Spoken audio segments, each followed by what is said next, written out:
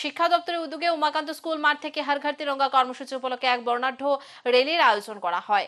উপস্থিত ছিলেন মুখ্যমন্ত্রী প্রফেসর ডক্টর মানিক সাহা, শিক্ষা দপ্তরের অধিকর্তা সহ অন্যান্যরা।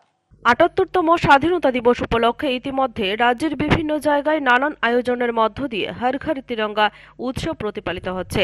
এই প্রকারের আয়োজন নিয়ে রাজ্য সরকারের প্রত্যেকটা দপ্তরের মধ্যে চূড়ান্ত ব্যস্ততা পরিলক্ষিত হয়। এরকমই এক সাড়া জাগানো আয়োজনের অংশ হিসেবে রাজ্যের যুব কল্যাণ এবং ক্রীড়া দপ্তরের উদ্যোগে রাজধানীর উমাকান্ত মাঠ থেকে সুদৃশ্য তিরঙ্গা র্যালি অনুষ্ঠিত হয়।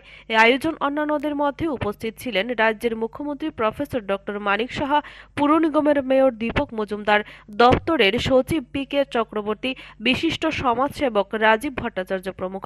এই অনুষ্ঠানে উপস্থিত থেকে নিজের আলোচনায় অংশগ্রহণ করে মুখ্যমন্ত্রী প্রফেসর ডক্টর মানিক সাহা হর ঘর তিরঙ্গা কর্মসূচি তাৎপর্য ব্যাখ্যা করার পাশাপাশি যেভাবে দেশের প্রধানমন্ত্রী নরেন্দ্র মোদীর উদ্যোগে বিগত ২০২২ সাল থেকে এই কর্মসূচি শুরু হয়েছিল তার প্রাসঙ্গিকতা তুলে ধরেন।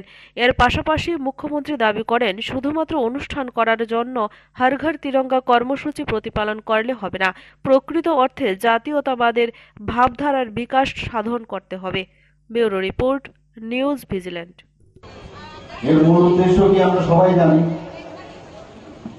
যে যারা আমাদের এই দেশকে স্বাধীন করার জন্য বলিদান হয়েছেন, প্রাণ দিয়েছেন, বা যারা এখন আমাদের এই ভূখণ্ডকে রক্ষা করার জন্য প্রাণ দিচ্ছেন, বলিদান হচ্ছেন, শহীদ হচ্ছেন, তাদেরকে সম্মান দেওয়া।